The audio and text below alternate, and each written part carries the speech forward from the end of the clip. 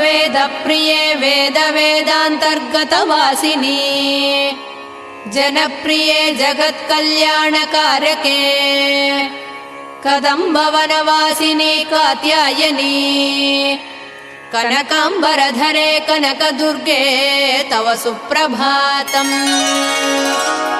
कल्पवृक्षे महाकल्पादिकालनिर्णये मातः मधुसूदनादिमहादेव विनुते मन्दाकिनी सलिलसेवितपदे मन्दस्मिते कनकाम्बरधरे कनकदुर्गे तव सुप्रभातम्।